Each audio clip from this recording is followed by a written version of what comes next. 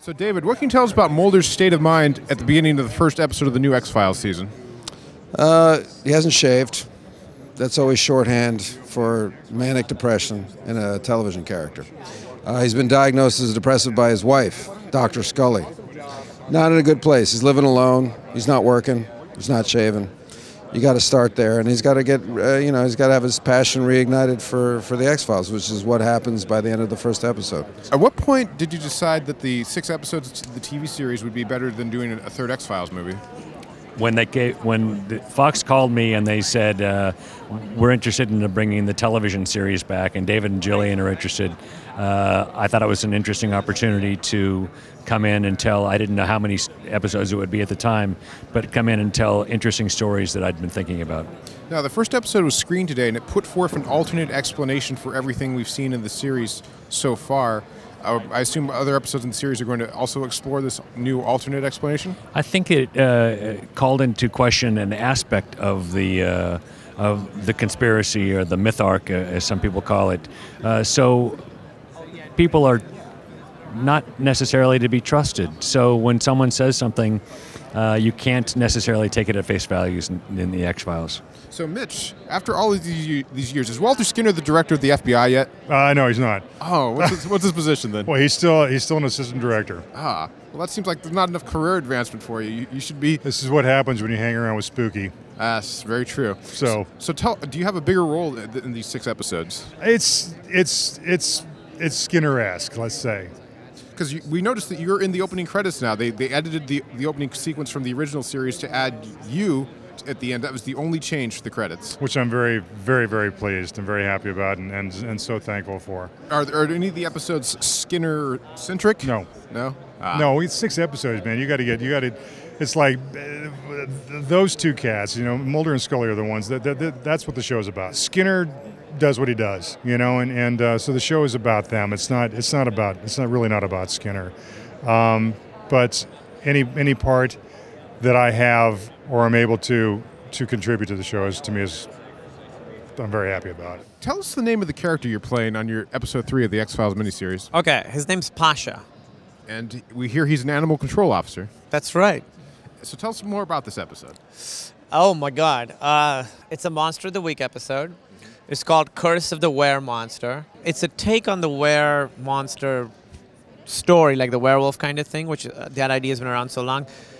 I promise you've never seen this take on that story. I promise you it's completely new, and when it happens, you're like, I can't believe that I'd never seen that story yet. It's unbelievable. And it's a really funny episode, too. Now, Darren Morgan's writing that episode. He is infamous for the most hilarious episodes of the series. Yeah, it's a very, very funny episode. Like, David, I just watched it, and David Duchovny is so funny in that episode. It's really, really good. Oh, man. I wish we could talk about it after you've seen it, because I want to talk to people about it. Chris has said that they'll be bringing in new monsters for the series. Do you have a favorite of the new monsters that were introduced in the episodes that you filmed? Favorite of the new monsters? I would say in Darren Morgan's episode, the were-lizard. There's a were-lizard? There's a were-lizard. For Darren Morgan's episode, we hear there's a were-lizard coming. So tell us about the makeup for that. We have the most amazing special makeup person working on the series, and I've worked with him before. He's the consummate pro, always good ideas, always makes it better than you imagine. Now tell us about some of the new monsters coming this season. Glenn Morgan has told a wonderful story in episode 2 that is, I don't spoil it for you, but this is the person who brought you home, among other episodes, and Squeeze, Toombs, the character Toombs. Mm-hmm. This is a person who knows how to scare you. Now, what's the origin of your X-Files fandom? I was a kid in Pakistan, and the shows, I remember seeing the commercial for it. And in the commercial that they aired there, it had the UFOs and it said based on true stories. And I was like, oh my God, these are true stories. I got to watch the show. And I was big into aliens. You know, I had like books and books about alien abductions and books on the Loch Ness Monster and all that stuff. So when the show started, it was like exactly in my zone. And I fell in love with it. And so how did you end up starting the X-Files files?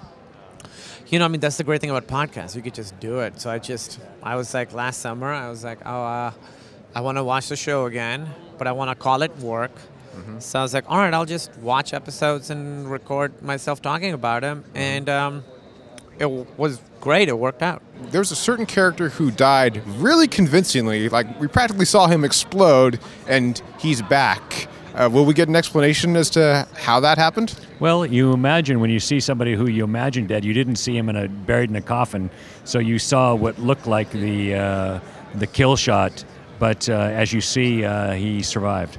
Yes, I await that explanation with bated breath.